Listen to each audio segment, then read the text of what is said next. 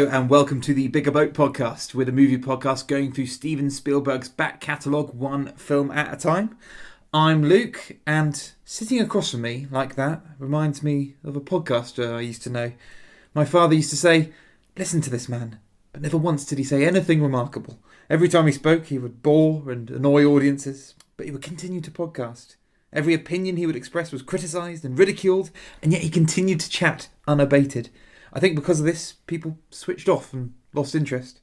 They called him Podcast Человек, which means podcast man. Hi, Joey. I spy something beginning with an L. Loser. I knew you'd say that. That was a very long intro for a very bad joke. So thank you. You read it so beautifully. I did, exactly. And that's the sort of the speech which got Mark Rylance his Oscar, I think, the Best Supporting Actor Oscar for this film. Yeah, do you? What do I what? You think that's the kind of speech that got him his Oscar? Well, I think that's the Oscar moment that they play in the highlights package of his performance, wouldn't it? Yeah. So if you like that, vote for us in the British Podcast Awards. Nice segue. Yes, exactly. How are you, Joey? I'm very well, thank you. Yeah? Yes, not much to report, but I guess that's a good thing. Yeah. How about you? Do you have any news? I'm going to France at the weekend, which I'm looking forward to. Why? Because I'm leaving you. What's happened in film news this week? Well, it's not really film, but Game of Thrones, first episode of the new season came out this week. Yes, Jurassic Park 1, 2 and 3 made its way onto Netflix. Yes, that's true. I wonder how much Spielberg had influenced in that. Yeah, it's kind of like, it's fine, you know, the Justice Department doesn't have to get involved. Here, have Jurassic Park. Exactly. It would have been such a petty move if just Jurassic Park 2 and 3 appeared. Yeah, just Jurassic Park 3. Can you imagine? Yeah, just Jurassic Park. No, I even included 2 in that category. You can have 2 as a pity Jurassic Park. Yeah, and you know they always have like a still when you click when you see it on the homepage. I bet it'll be a shot of Jeff Goldblum. Remember when he's yawning behind that poster? Oh yeah. That random that transition. Yeah. Yeah. Exactly. What else? Oh, we didn't talk about this last episode, but a few weeks ago, I spotted your doppelganger on an Aviva car insurance advert. Yes.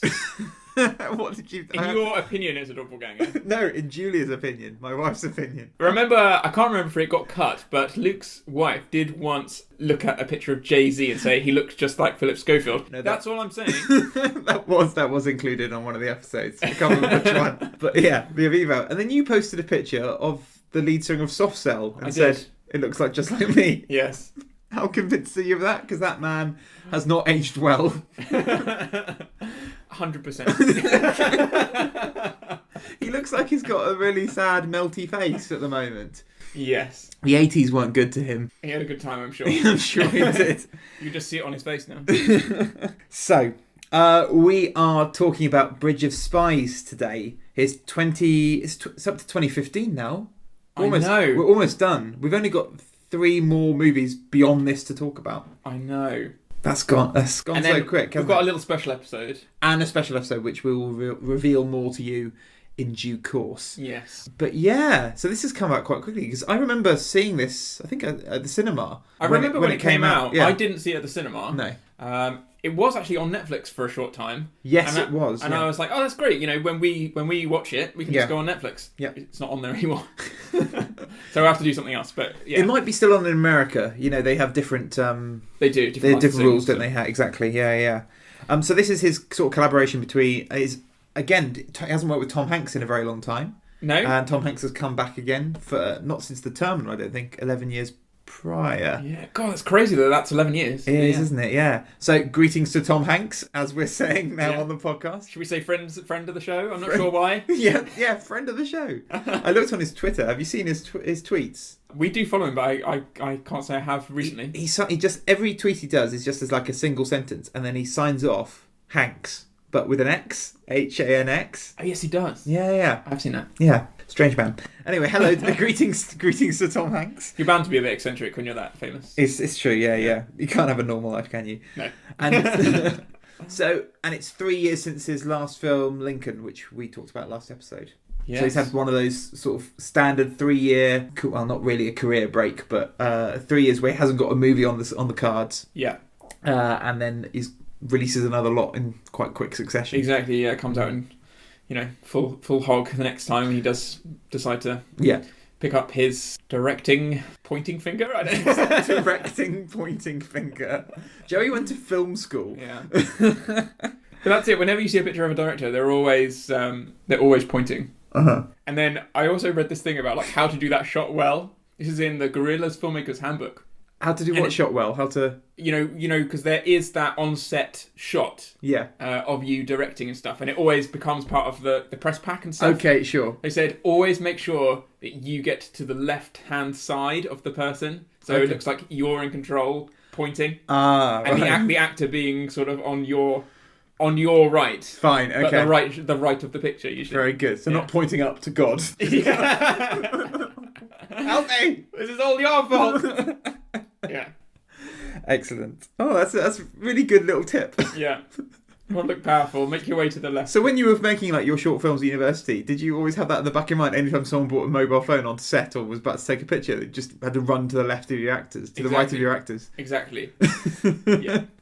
Excellent. Yeah. That's our picture for the show. Okay. We've got on Instagram. There you go. There we go. Directing me on how to host the podcast. So Bridge of Spies is one of my favourite modern Spielberg films. Right. From what I remember. I really liked it. I thought it was really tense, and I thought it was just incredibly well acted. And because everyone loves Tom Hanks, and it's nice having Tom Hanks. And this is the first collaboration with Mark Rylance as well, who has now sort of replaced Hanks as Spielberg's muse in the fact that he's acted in 3 out of the last 4 Spielberg movies. Yeah. Well, he is a huge theatre actor, isn't he? Yeah. Creative director as well as main actor of The Globe on the South Bank. 10 years, wasn't it? Yeah. Yeah.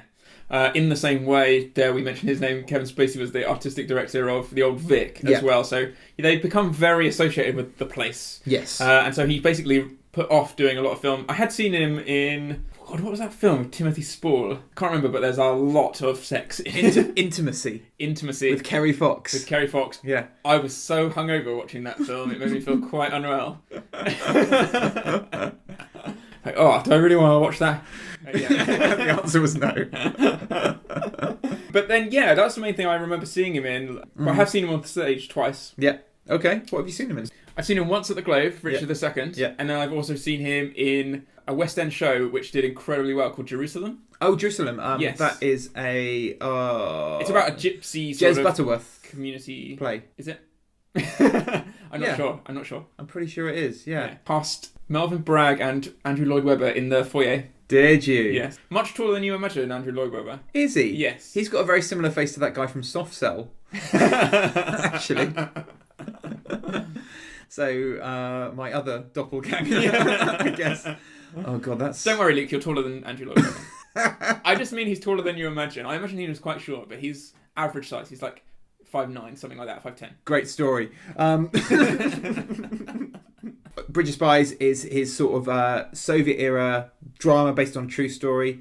Did you know the true story? I remember learning about this in GCSE history. No, about the powers in Able. No, we did World War II. Yeah.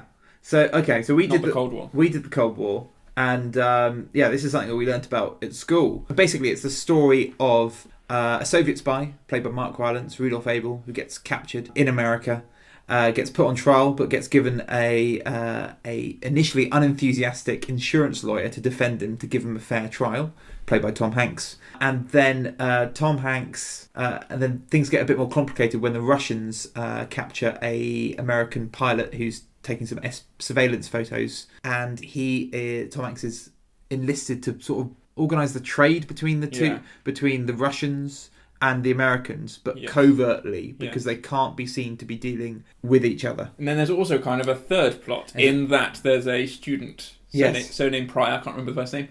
Frederick, I think it is. Pryor, I think it is, from memory. Yes. He crosses between West and East Germany as the wall's being built. Yeah.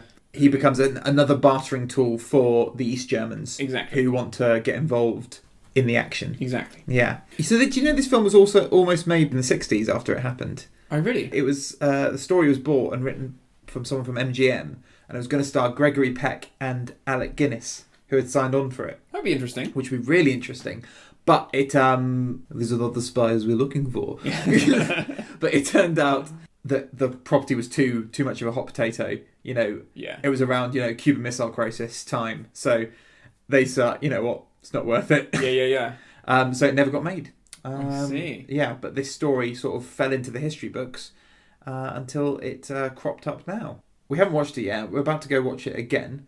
But I forgot to ask you, have you watched a film this week? I haven't watched, I guess it's more of a television show than a film. I watched the first episode of, is it called Our Planet on Netflix? Oh, the David Attenborough thing. Yeah, so I watched the first episode of that. Yeah. I've not watched it yet. Which is as epic as any movie you'll ever see, if not more so. Yeah. So that's what I've done, basically. Okay, very good. How about you? Have you seen a film this week? I have. And I've watched a film that unintentionally I think will be an excellent double bill for this one, and that was Cold War. Right. Have you heard of Cold War? No, I haven't. It was nominated, it came out last year, a guy called Pavel Pawlikowski. He got nominated for Best Director at the Oscars last year. Okay. And it was nominated for Best Foreign Film as well. I think it did very well at Cannes. I think he won Best Director at Cannes as well. Okay, cool. Essentially it's a black and white movie which tells the story through about 15-20 years of sort of a burgeoning love story between this Polish guy who is like this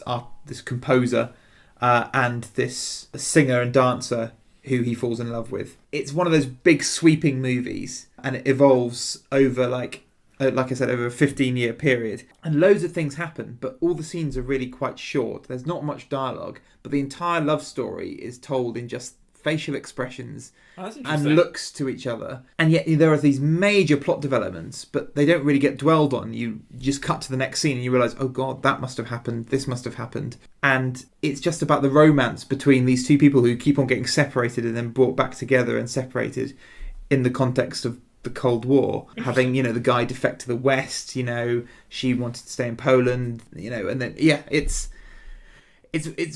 done on a very grand scale. Yeah. But it's a really short movie. It's only like 88 minutes or something like that. And it's all about what's left not said. Yeah. It's the ultimate depiction of showing, not telling. Cool. And it works. I really liked it. I watched it with my wife. Wasn't as hot on it, just because I think it's one of those very filmy movies. It's it could be quite pretentious. Yeah. And she felt that he didn't get to develop the actual emotional attachment to the characters themselves. Yeah. Which I can sort of see, but it did work for me. Yeah. But yeah, in the Cold War setting, it's really, really good. So where did you watch it? I rented it. Oh, no, I didn't. I didn't rent it. It is on Amazon Prime. Okay. For streaming. So you can watch it now. You can even watch it before Bridge of Spies as a good double bill for a Sunday afternoon. It reminded me a bit of the French New Wave sort of making cinema. Okay. There's a lot of very realistic shots, quite quick transitions, and the girl in it, Joanna Kulig, reminds me very much of someone like Anna Karina or something like someone like that. Just sort of that sort of enigmatic beauty. Yeah. Who acts a bit not in a very conventional way. Yeah. Yeah. I really liked it. I thought it was very good. Okay, I will try and check that out. Try and check it down. So it's a Polish film. Very good. So shall we crack on with it and watch the movie? Yes, let's go watch it. Lovely stuff. We will. So like Joey said, it's not available in the UK on Netflix. You're gonna have to rent, or Amazon Prime. You're gonna have to rent it yourself, I'm afraid. So here's a clip, and we'll be back with you after that. We are engaged in a war with the Soviet Union. This war does not, for the moment, involve men at arms. It involves information. Right, welcome back. Welcome back. How was that for you? Yes, it's very good. It is very good, isn't it? Usual sort of critique. It is a little bit long. Okay, I didn't really feel it, to be honest. 2 hours 20. Yeah. Obviously 10 minutes or so of that is credits and stuff, but it does still sort of feel could be a little bit shorter. You think it could be a bit trimmed? Yeah, off? Maybe 15 minutes shorter. Whereabouts would you trim that, though? In the Berlin stuff or the stuff at the beginning? I think probably the Berlin stuff. Okay. Yes. Fine. No, the first half an hour zips along it does, quickly. Yeah. They set up what Mark Rylance is doing. They arrest him. They sentence him very quickly. Yeah. And it's like, oh, this is speedy. And then it starts slowing down, doesn't it? Yeah, and then you don't really see Rylance for the second half of the movie, do you? No, you don't. Right at the end. You don't. No, he's talked about, obviously, so mentally it feels like he hasn't gone away. Yeah. But you don't see his face. He's much. the MacGuffin, isn't he? Yeah. Yeah. Because, it's one of those films that has that two-part structure. So it's almost like two different movies or two separate stories. Because it is in two completely different locations. Exactly. So, like Jaws. Yeah. Almost, the fact that... Yeah.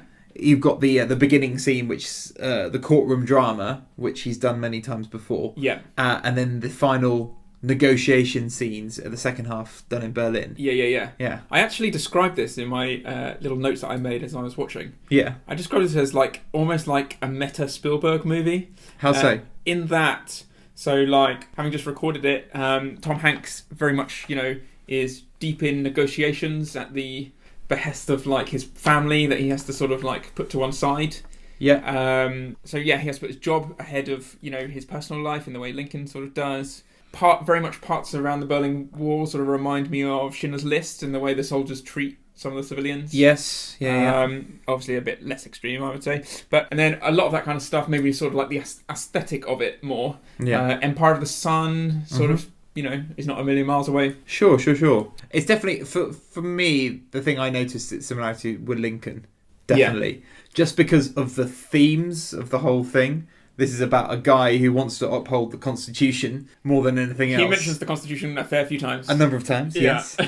And, the second half of the movie is a lot of conversations in rooms with different people trying to negotiate, which is... Yes. It's very similar to Lincoln. Actually, there's a guy we follow on Twitter who has put this part of something he calls the Constitution trilogy. Right. Of Spielberg, where this is the second film of that. Lincoln, this film, and then The Post later. Right. Is very felt in the last 10 years about being part of upholding the law and the American Constitution. Yes. At its heart. Yeah, I can see that. Which I quite liked. Yeah. What the theme could be is one of those last lines when when they're in the... Is it the aircraft? Is it an aircraft or... Yeah, it is an aircraft. I can't remember if it's a train or an aircraft. Yeah. Yes. Remember at the end where he's in that aircraft...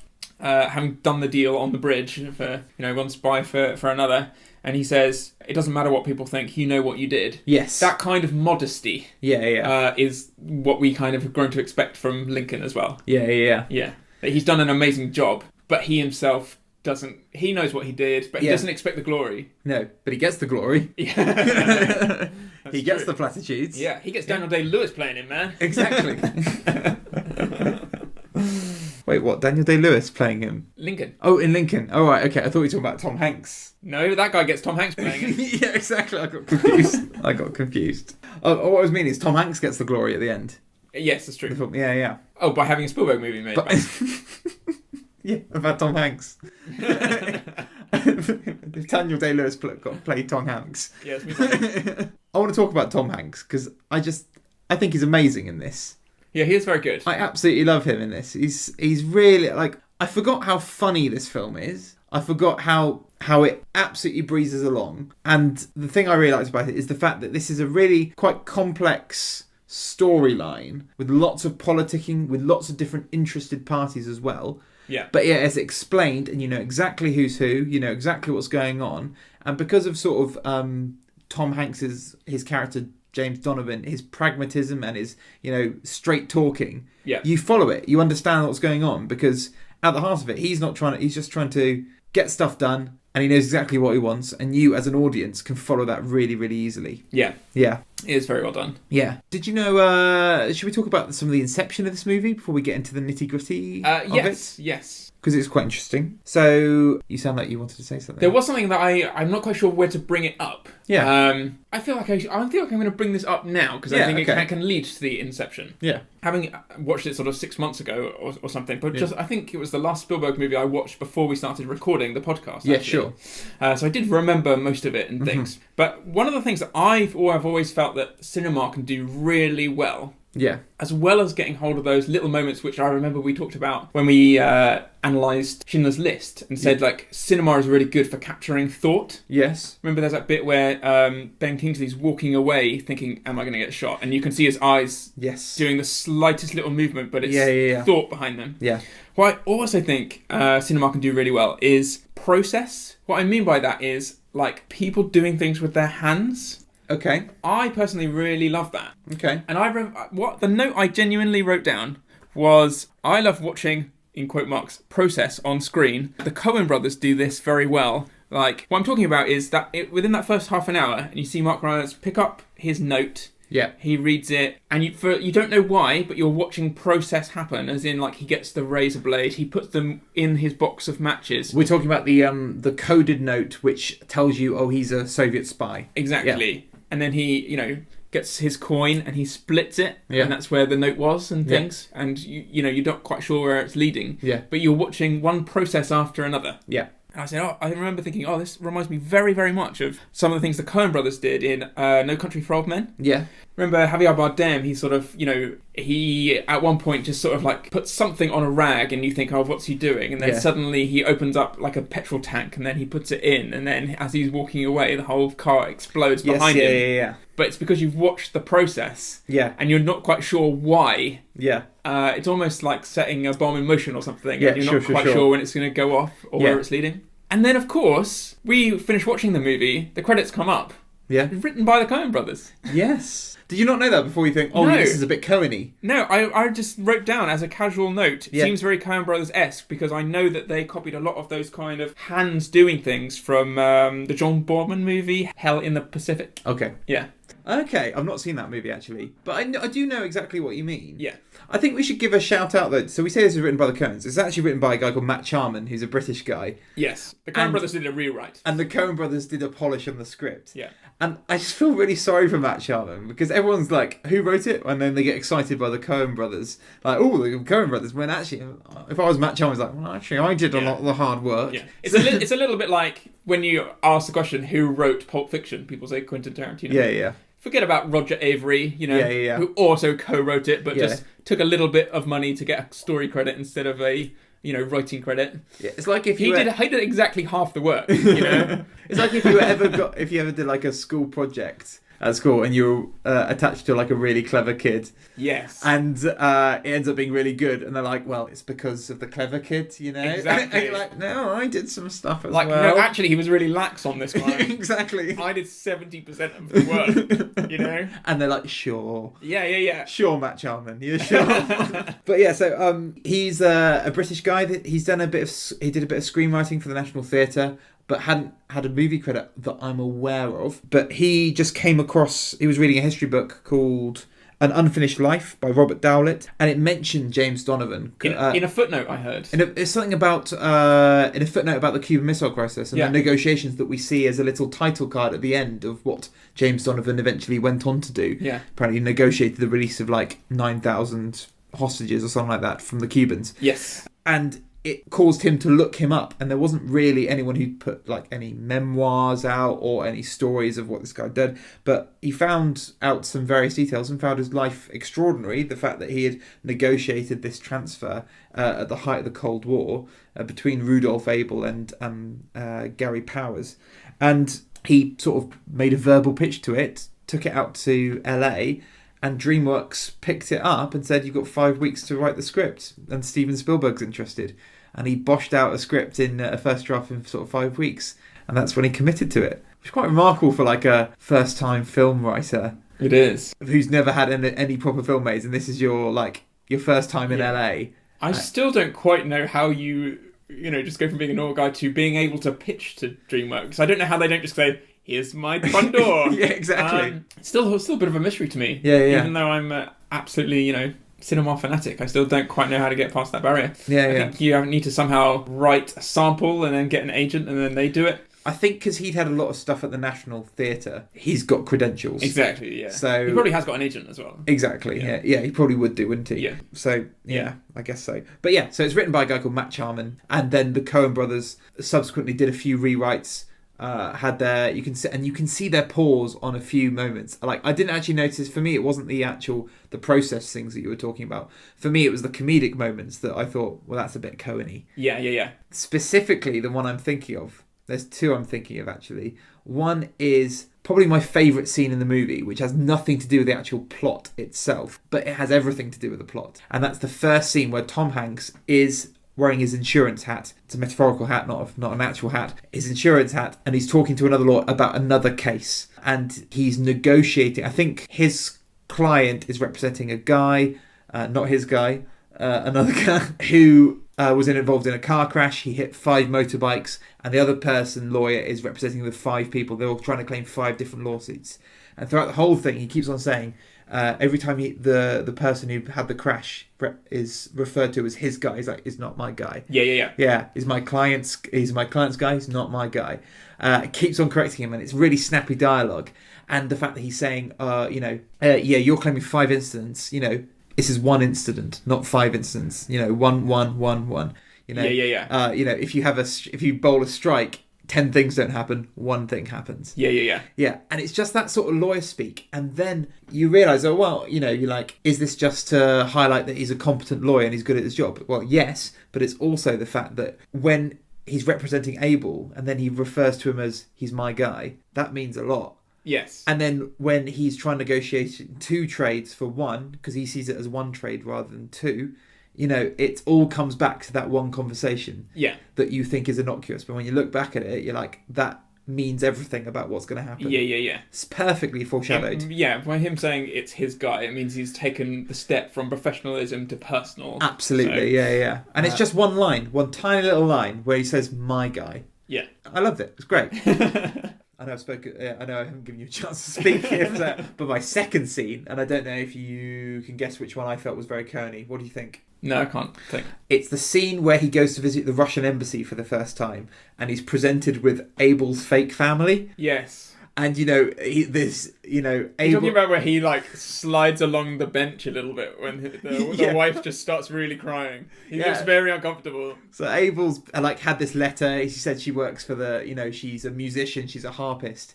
And then in the Russian embassy, they're greeted by this overacting babushka Russian lady and a weirdly creepy uncle at the back. All overacting hugely, pretending to be Rudolph's, and then he has absolutely no idea how to process it. And then as soon as they're dismissed, they completely lose character and just walk straight out the building. Yeah. And I thought that's just got Coen humour written all over it. Yeah. So those are the 2 scenes I thought that's clearly some Coen brother influence in there. Yeah. I really loved, again, it was one of the funnier moments, which seems very Coen brothers-esque as well. Do you remember when the family, Tom Hanks and his family, are sitting down to pray before their meal? Yeah. And he's talking to his wife they kind of want me on this case. And she's like, well, it's a bit too much. It's a bit too much trouble and stuff. And they carry on, and then the young assistant lawyer comes in. Yeah. Reveals that basically Billy Magnuson. He's already taken the case. Yeah. And then he's there with his hand wanting to embrace his wife's hand. Yeah. And she just taps it. Yeah. That's a great little family scene as well, because also the implication is that Tom Hanks knows that the intern guy, Billy Magnuson, is boning his daughter, and he's arranged the fact that, and she just got stood up by him, but entirely arranged by Tom Hanks. Yeah. And it's never mentioned at all, but you clearly see that that's happened. Yeah. It's very much like a father pulling him aside. Just do this one thing for me. Exactly. It's a bit like, join the mafia for me. All we need you to do is wipe this one guy out. Yeah, exactly. What film did you watch? It's like that movie, is it Mickey Blue Eyes? Yeah, with Hugh Grant. James Caan. Yeah. He's my guy. And then another really funny bit is just the real dry way that Mark Rylance delivers the line, "Would it help?" Yeah, I know. And the repetition of it is really good. It's really good, isn't it? You don't seem worried. Would it help? Yeah. And the first time it seems like, that's quite a clever line. And then the more it's repeated, it gets funnier and funnier. Yeah, the first time he says it makes him seem arrogant. Yeah. It's too arrogant to be funny. The second time, he really is a kind of a dry joker, Yeah. Actually, so that family scene, going back to that, the planes that Gary Powers flight are called the U-2 planes? Yeah. Do you know the other U-2 reference in this movie? I don't know, did you mention Vertigo or something? Tom Hanks's daughter is Bono's daughter. Really? That's Eve Hewson, who is Bono's daughter. Wow. Yeah. I was like, very good. There you go. Yeah. I can imagine the casting process. Tom Hanks just not being able to find the right actress. I still cannot find what I'm looking for. Bono's daughter comes in. That was my sister's first dance song. Was it? No. Oh, that would be a really good one. Yeah. Should we sort of go through the movie chronologically? Should we start off, because it's in 2 halves, the movie, like we said. Should we start off with the first bit and then we'll go to the second bit? That might be a good way to structure it. Yeah. So, In the first half. So it starts off with some sort of on the nose, but I really quite like it, symbolism. You see a painting made by Mark Rylance, because he's also an artist. And you see this he's sort of played as a very innocuous character, someone you don't really see as being very spy-like at all. Yeah. He's just, a middle-aged guy going about his business, looking completely unthreatening. Yeah. I was really so perfect to be a spy. Exactly. And there's some perfect symbolism which sort of represent the themes of the movie, in the fact that Mark Rylance is painting a picture of a self-portrait on an easel with a mirror on either side of him. Yeah, what I was going to mention during all of those first few scenes, man, Steven Spielberg likes people in that particular type of hat, doesn't he? If anything's set in the 50s or 60s in a Spielberg movie, they've all got that hat on. Put a hat on, exactly, and it's done. I tell you what... And I'll pick up that costume design Oscar straight away, please. Yeah. Do you think he said to his costume designer, right, I need them to look like spies? Yeah. It's true. It's a little bit like, I don't know, Pink Panther or something, you know, get the trench coats, get the hat. Action. Yeah, exactly. And then he gets sort of followed through the streets by some CIA or FBI agents. Yeah. One of which is, did you watch The Wire? Ever watch The Wire? I watched the first season, yeah. Herc from The Wire, he's sort of the incompetent cop, is there. Yeah. I can't remember his name. And they eventually find him at his house. He's been painting a self-portrait, which I've realised now is a sort of an exact replica of a Norman Rockwell painting. Right. So, do you know Norman Rockwell? I do. I've tried to talk to you about Norman Rockwell before. Okay. Yeah. Did I stop listening or get bored? Yeah. Okay, great. Why don't you tell us about Norman Rockwell then? Now I'm more engaged. He is a illustrator / painter. Yes, that's right. He's passed away now, but he used to do the Saturday Evening Post or something it's called? Something like that, yeah. And he does these sort of very all-American kind of illustrations. George Lucas owns loads of original... Steven Spielberg does as well, yeah. Yeah, loads of original artwork by him. Very famous in America. And he tries to tell a story within a certain frame. Yeah. It won't just be a shot of school children at a desk. They'll be doing something, like you get a sense that some of them are passing notes or, that sort of thing. And so that shot that I was talking about where he's making that self-portrait with a mirror. Yeah. One, it's a sort of direct recreation of one of Norman Rockwell's paintings. Right. It's called 3 Self-Portraits, which I'll post a link of and I'll show you now. Very much so, yes. And I've seen that before, yeah. Yeah. So it's a direct recreation of one of Norman Rockwell's paintings, but it also, like a Norman Rockwell painting, will tell an entire story of the movie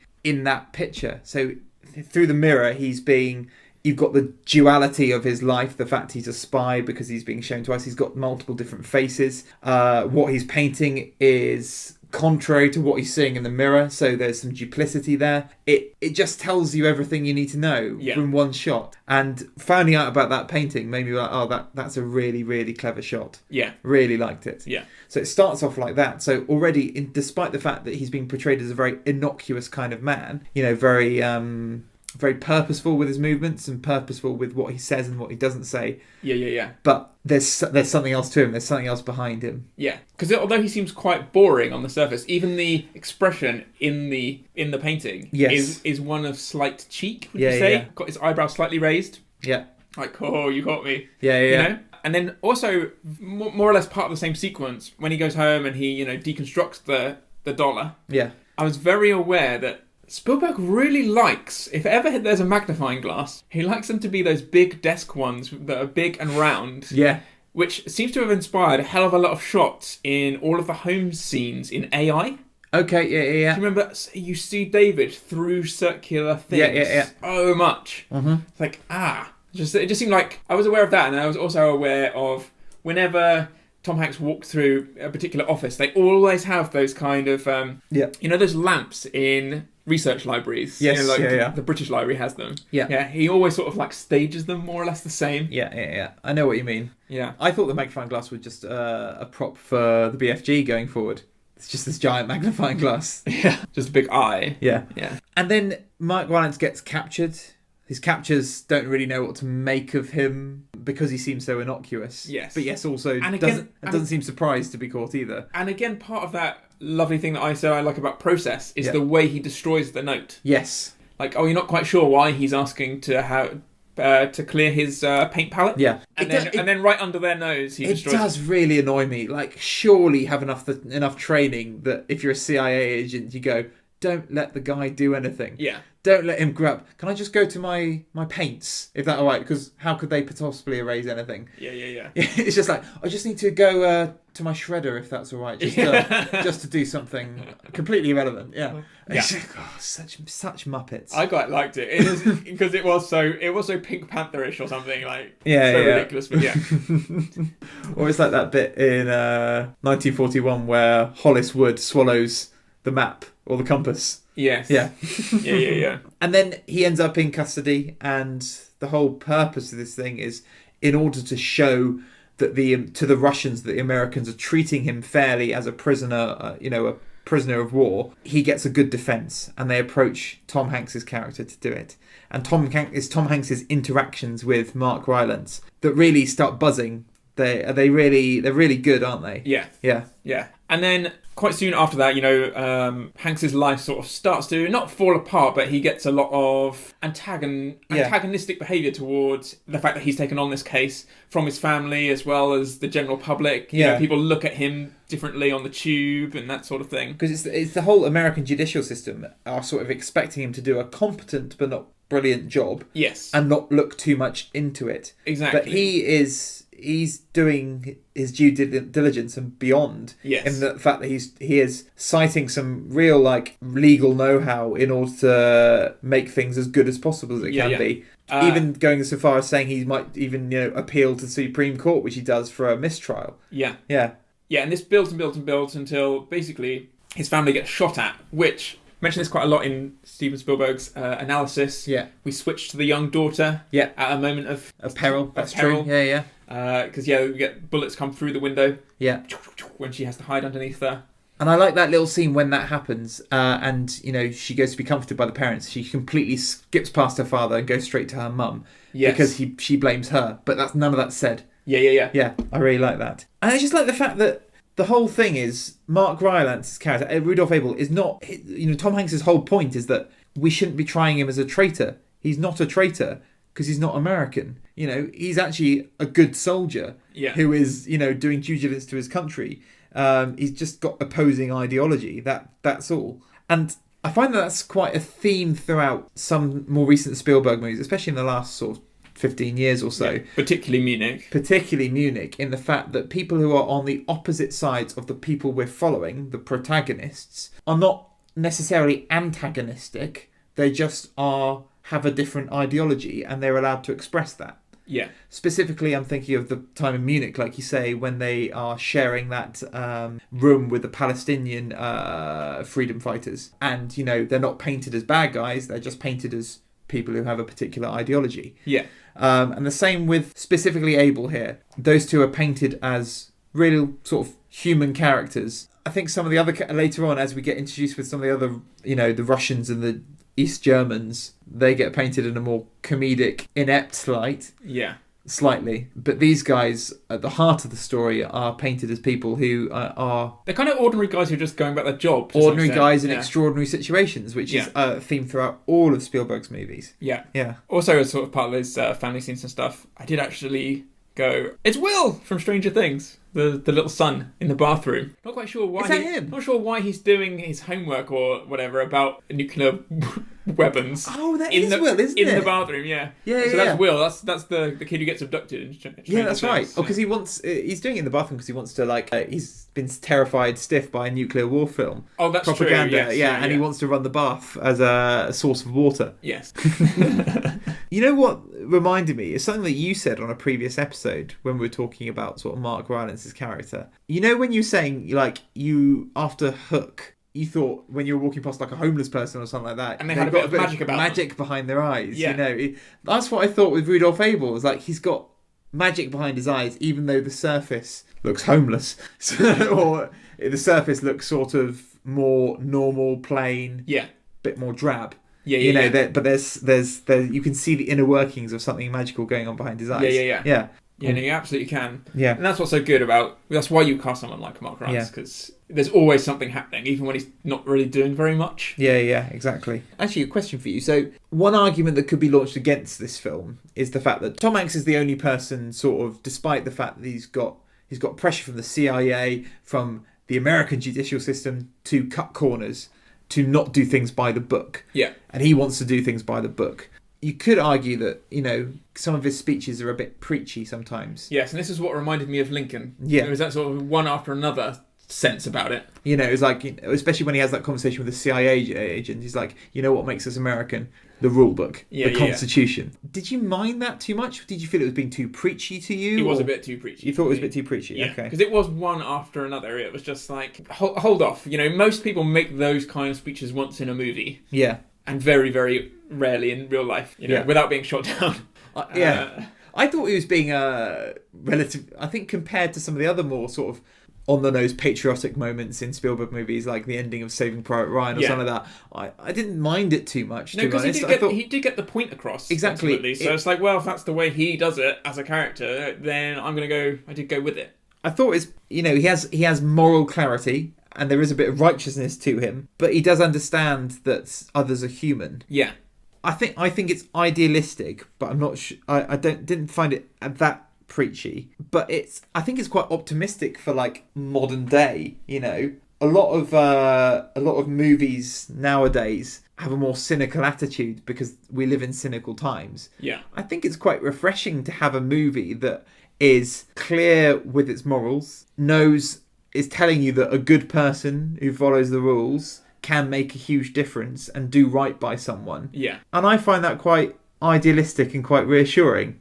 It is idealistic. Does the tone of the movie not clash with the whole signing up to be a spy in the first place? As in these are the risks. As an ideology, you accept certain risks, and you are aware that you're breaking the laws of the country that you're going to go and spy in. Yeah. I feel like that is very much not really talked about. It's talked about much more on a human level in that, he is a man who has a wife and a daughter, the Mark Wright's character. But it doesn't really address the fact that ultimately he did sign up to become a spy, and there is law-breaking aspects to that. It's true, but you don't know that. So it depends how you come across. Whether you look at it from a sort of macroscopic or a microscopic level. If you look at it from, and I think that's the whole thing of the movie. And they do discuss this exactly because when you're in the middle of being a spy and all you're doing is passing information from one person to another, you're not quite sure if you're helping or hindering the situation, are you? Exactly. You're just sort of in the middle. Exactly. You're a middleman. But also, but at the same time, that is spying. That is what. Yeah. Many people have been killed for. But if you look at it from the outside, yes, that is, this man is committing a crime again. He's potentially could be perpetuating nuclear war. Yes. If you look at it from a minor on a human level, this man could be being threatened at home. This man could have his family hostage. You don't know that because Rudolph Abel doesn't give you much, as he's not letting much go about his past. Yeah. It's all implied. But there could be a lot of factors involved which could be pushing a human in a very stressful situation to do something he would not normally do. Yeah. And whether that should be taken in context of his trial or how you judge someone, I honestly don't know what the right answer is. Yeah. And I don't think Tom Hanks knows or cares, to be honest. His main focus, his personal relationship with Abel comes out of respect for him. Yeah. His main focus at the beginning is about not what he's done, but giving him a defence. That's the whole purpose. It's the prosecutor's responsibility to prove he did something wrong. Yeah. And he keeps him alive, yes, because there's a personal aspect, because he's his guy, but also because he understands that as an insurance man, America needed an insurance policy in case of prisoners of war. Yeah. And he is quite, forward thinking when it comes to that. Yeah, very true. But I did find it funny that the sort of moral bastion of America is an insurance lawyer. Yeah. So what does that say? Never mind. He's not an up salesman at all. No, you really need me to stay on this case. You really need me to, Yeah, the only thing worse would be if he was selling pyramid schemes or something like that. He can really help your family. Exactly, yeah. It's a win-win situation. Yeah. First thing to say is, this is not a pyramid scheme. That's the quote Peep Show there. Yeah, so maybe we should move on to the second part of the movie where... Yes. Where the serviceman is undergoing a polygraph test? A polygraph test, yes. And you're not quite sure why. He's sort of like a young, handsome Jock. Jock. This is Francis Gary Powers. Yes. Yeah. And they're sort of asking him questions, does he have any connections to the Soviets? Yeah. He's passing all of those tests. And then, for a few scenes, the movie becomes Top Gun. Where, in an aircraft hangar, there's a blackboard and a bunch of other pilots. Yeah, I think there's some volleyball going on in the background as well. Yeah. And I think I can hear "Fly into the danger zone" on the radio. I was going to take my breath away, but that's right. Yeah. That's when he gets on the motorbike. Yeah, exactly. Do take my breath away. I was wondering how long you were going to go on with that. You did well. That's staying in. It does become a bit Top Gun-y, doesn't it? It does. It's like, when has anyone ever actually been briefed underneath the wing of an aircraft before with a blackboard? Might be a bit loud, if there's other planes coming in and out. Just an idea. Okay, boys, we're going to do an exposition scene right now, okay? So I'll get my aviators. Yes, so that's when they're told that this is a life or death mission. The coin makes its way back, and so a nice little duality between the two spies. Exactly. Yeah. That if you're caught, end your own life. And so you do get to see it from the Americans' point of view as well, because they're doing exactly the same thing. Yeah. All right, on a much bigger scale, because they have to basically go to the edge of space to take these aerial photographs. Yeah, exactly. Which itself seems incredibly dangerous in the 60s. Yeah, I know, right? Would you want to do that? No. All right, thanks so much. Yeah, that's incredible, isn't it? They go to sort of like the edge of space. You can see the curvature of the Earth. That whole crash scene afterwards is just remarkable. It's absolutely very beautifully shot. Yeah. Because he tries to jettison, doesn't he? And then he gets caught. Yeah. His parachute gets caught. Yeah. As he tries to leave the plane. I thought he started off quite unlikable, just because he's so jockey. American jocks aren't that particularly likable, character tropes. Yeah. But to be fair, because he goes through quite a lot, he does go through, and he tries to self-destruct. So I think there is, he does try to sacrifice himself. Yes. For his country. I think he becomes a bit more likable there. So what I was a bit unclear about, and maybe they've left this ambiguous, is that the expectation for the American government is that Gary Powers is going to kill himself when he crashes with that coin. Yeah. But he never does. Is that because he chickened out? Or is it because they caught him too quickly? That's never really... And also, what we don't know is during those sort of torture scenes, we're assuming he's not given up any information, but we don't know that for a fact. That's true. Yeah, it just depends how much we want to trust him, to be honest, because he does say, I told them nothing. Exactly. As portrayed in the movie, it's that he was legit and didn't say anything. In my mind, as the American jock, I think he squealed. You just think that, when cornered, he was actually a coward and peed himself. Exactly. That's the spirit, Luke. Frat boys. You jocks, you're all the same. When you're cornered, you just become little boys. But obviously, he now becomes in the Russians' custody, and the Russians want to trade. Obviously, but no one knows who's told anyone what. Yes. The Russians don't know if Abel has divulged all of their secrets to them. They don't know if Powers has divulged to the Russians. They're having to agree some trust, but they don't want to communicate directly, so they've got to involve a secondary person. Yeah. Yeah. And that's where Tom Hanks gets sent to Germany on a covert mission with the CIA. Yeah. That's this sort of point where things might get a bit more serious, but there's still a lot of levity here, isn't it? It's true. And some of the more sort of comedic characters, secondary characters, sort of come into play. Yeah. Well, thrown into the mix right around now is when we have the sort of young intellectual student who's studying economics in the Soviet part of Germany. He really annoyed me. He is quite annoying, yeah. So, number one, he is a student who's doing, his dissertation or something like that in war-torn, a very dangerous area. Yeah. If it came onto the news that some sort of English student had gone to Syria to write some stuff about ISIS and then got kidnapped, yes, you'd be sympathetic, but you'd also be like, well, you're a muppet. You're an absolute muppet. What did you think was going to happen? So, and then he was on the west side of the wall as it was being erected, and then he goes across during a hole in the wall to try and find his professor and his daughter, who I'm assuming have had some dalliances. Yeah. And then he gets, on their way back, he gets caught by the guards and thrown into prison. Yes. And has his poor dissertation ripped away from him, yeah. That's the key thing for me. having been someone who is writing a dissertation at the moment. Yeah. That's the thing that generated sympathy for me. Yes, you do have sympathy because they do even say it's a lot of work because it's like 2 inches thick. 2 inches thick of paper is like his economics dissertation, and then it gets snatched away from him. You're like, oh gosh. All that work. Yeah. That was the only thing that generated any modicum of sympathy for him. Yeah. You actually don't see a huge amount from him after that because even during the exchange, it happens at Checkpoint Charlie, which we don't ever come back to. Yeah. His name from then on in gets bandied around as a sort of a point of leverage by the German officials, the East German officials. And then at the end, we know he's okay by the sort of Terminator style thumbs up. He's okay. He's at Checkpoint Charlie. You know. What did you... one thing I want to ask. So the whole part of this scene is all about negotiations and trying to... Two people in a room basically trying to feel each other's motives. Yeah. Try and get the best deal for their countries. So the main players are going to be Hanks, who is helping the CIA, but also operating relatively independently. Yeah. You've got the Russian guy from the embassy, who turns out to be the head of the KGB in East Germany. Yeah.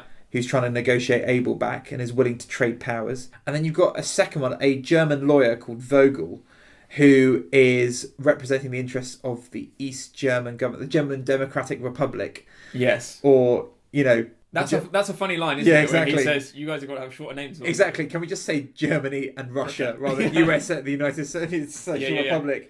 Didn't you think he's just like the main villain in Raiders of the Lost Ark? Yes, a little bit. And they're both very much like Peter Lorre from the 30s, that sort of... Yeah, I think it's Sebastian Koch, the actor. He's from... Do you watch The Lives of Others about 10 years ago? Yes. Yeah. I was talking about the guy with the glasses who's like, I'm here just to do the negotiation. The ones who comes into the room when they've got the fake family who do all the crying stuff. The Russian guy.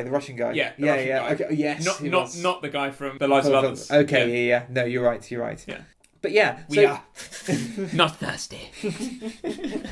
That guy who gets his hand burnt. Yeah. Toad. Yes, is his name. Yeah. Do you think so? Because these scenes are talking scenes.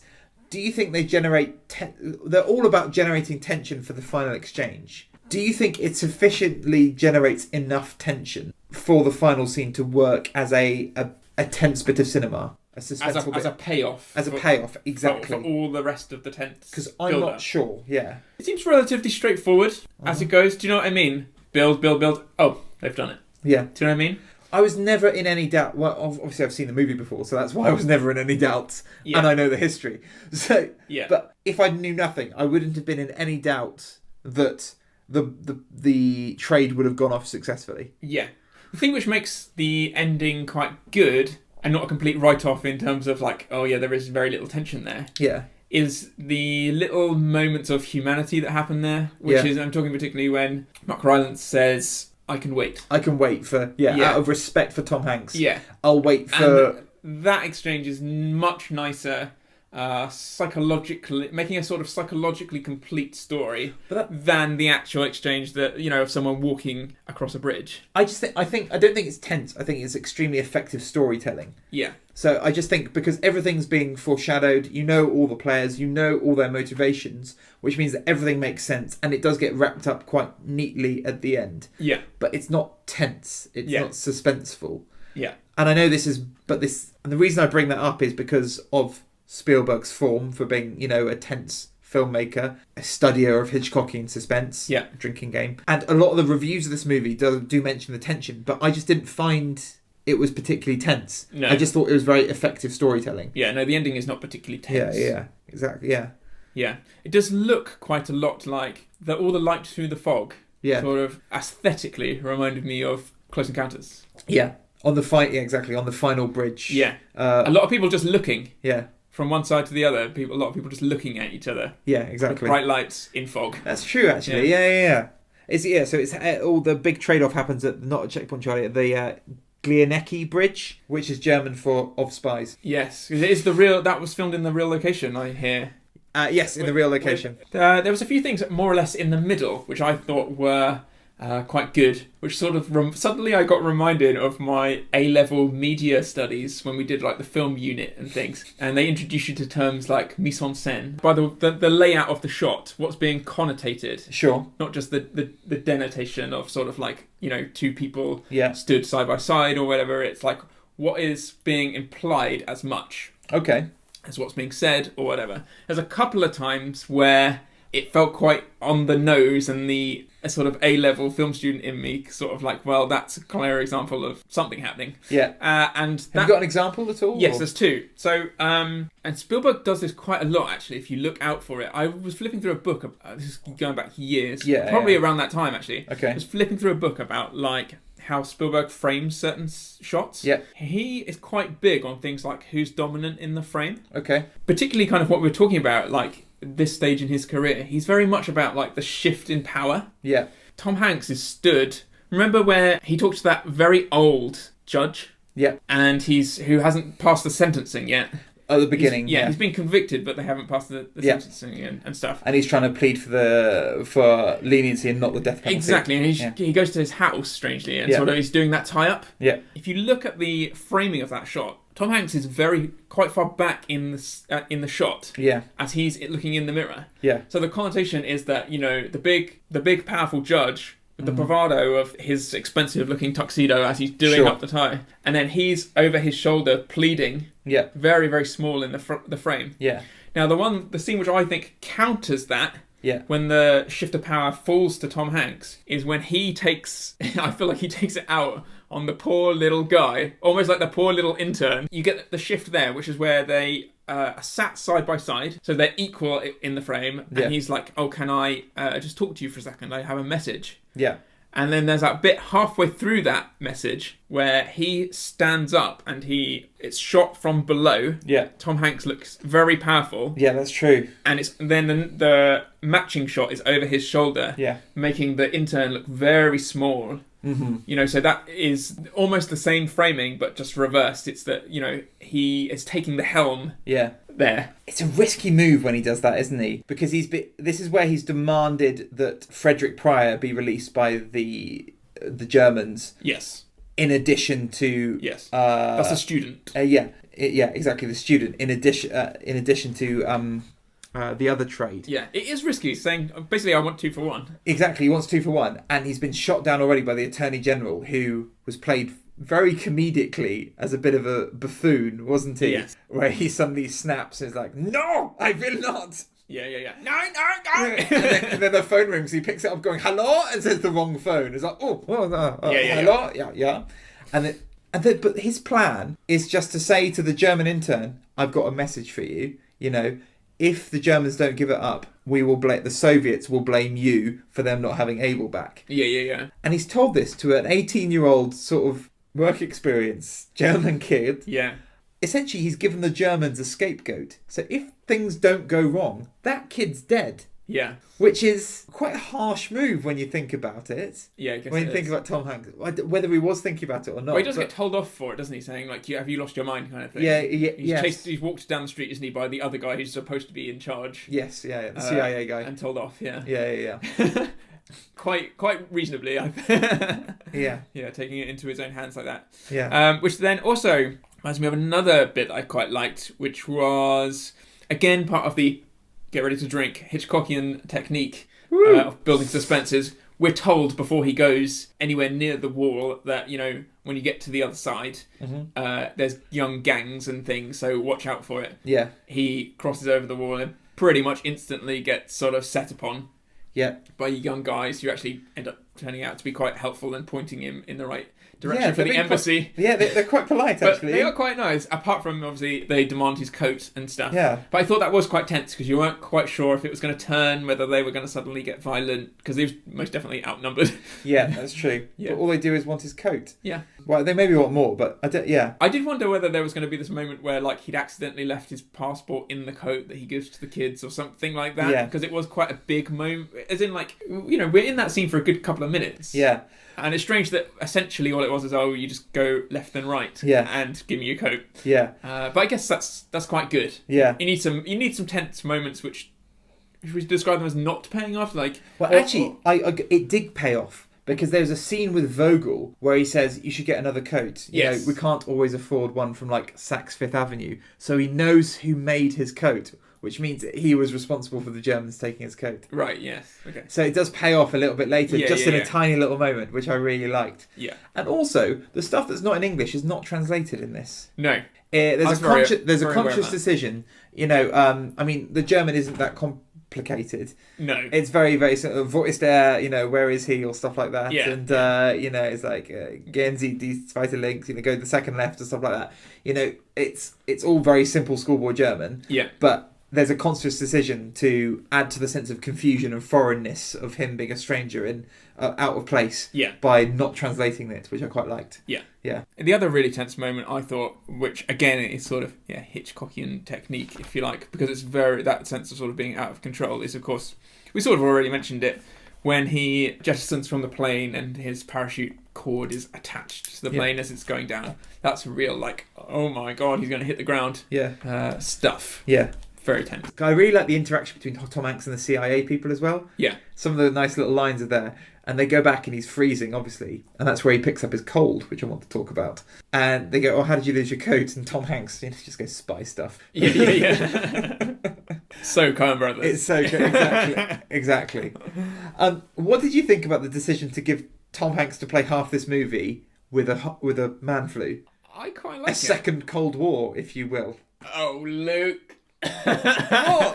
That's genuinely there. It's there if you look for it. Okay, yeah. But it would be very easy. It's just a little character beat. I don't know if it was in the script or not, but Tom Hanks is playing this guy and also giving him motivation just to get the deal over and done with because he wants to be in bed the entire time. Yeah. Yeah. And he finally gets to just collapse on the bed at the end. Actually, I think it actually wasn't in the script. I remember an interview now with Tom Hanks saying he read some little memoirs that James Donovan had written, and it mentioned the fact that when he was doing this deal, he just said, "Oh, he had an awful cold." He's like, "So that's how I'm going to play it. That's I'm going to cool. play it with an awful cold." Yeah. But there have been other cold in Spielberg movies, specifically Ralph Fiennes in Schindler's List. Yeah. Do you remember when he's picking the person who's going to be his maid? Yes. I'm sorry, I can't get too close. I have a cold. Okay. Yeah. Any other diseases in Spielberg movies? E.T., of course, remember when they have to get all the ECGs and stuff because of the infection? Yeah. I was just talking about the shift in power. Suddenly I'm talking about badminton and stuff. Yes, it's true. Yeah. Just need to do my dissertation now and I'll be a doctor. Of film. Let's get that in there.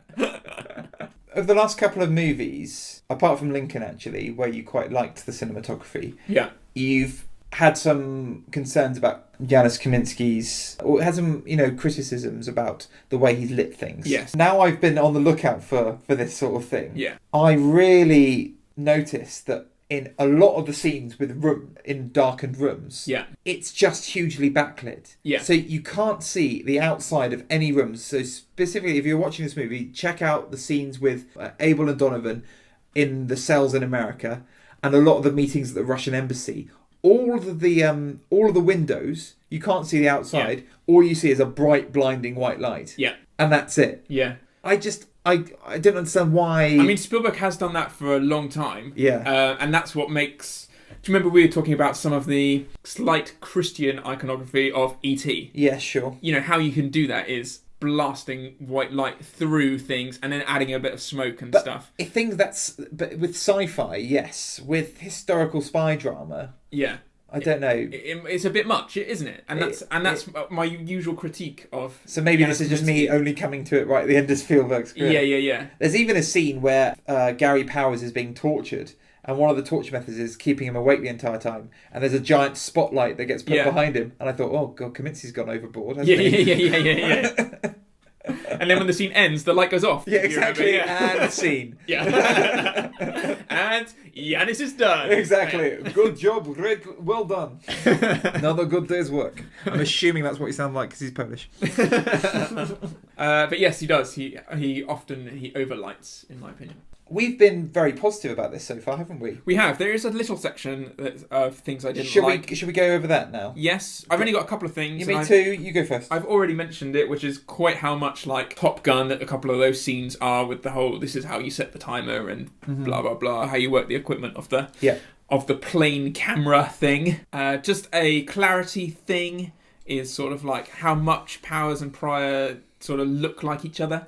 Obviously, one's older than another and stuff, but it's just one of those things. If you're not quite paying attention, it could be a little bit like, what's going on? Sure. See what I mean? Because they're both relatively young. Obviously, like we know, like one's a pilot and not really. We had that critique in Lincoln, didn't we? The fact that they're all old white guys. It's really difficult to follow who's who. And then it's also, I was suddenly, another thing which reminded me of Munich at the beginning is not only the fact that they all have the same hats and the same 60s glasses. Yes, yeah. Is that basically if you do that, a lot of people start looking the same. Yes. Yeah. You know? Yeah, that's true. But again, it was just like, well, make sure you pay attention. And then at the end, talking particularly, once Tom Hanks has completed his mission, gets back on the metro, and suddenly the same woman is looking back at him and looks at him with a little glint in her eye, like, I know what you did, and just smiles and nods because he's in the paper for doing something good. And then he looks out the window and he sees the boys climbing over the fence, because it's like, I've been searching for freedom, as the Hoff would say. Great quote there. I thought that was a bit much. It was a bit much, but that sort of fits with the themes of the movie, which, like, the main one being mirroring, or like, I've been searching for freedom. That's sure, exactly. Yeah, so that mirrors exactly something that happened beforehand. Yeah, the dollar. So thank you, Hoff. Yeah, stop talking about David Hasselhoff. Okay. And dollar. I've done what Harry did, which is, do you remember trying to put themes to everything? Yeah, exactly. War of the Worlds. Bridge of Spies. Bridge of Spies. Sorry, you were talking.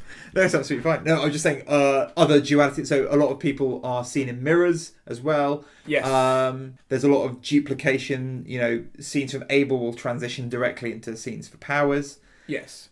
Even Tom Hanks orders 2 breakfasts, doesn't he, at the same time? He does. A continental and American one. Yes, and then gets up and leaves. Yeah, exactly. It's all that sort of... there's always 2 of something. Yes. And in my little section, where I've written themes, before it's more overtly stated, I think, the overall theme, I think, is sort of like, is one life equal to another, in the terms of, like, depending on what side you're on. Yeah, like, exactly. All lives are important is sort of what comes through.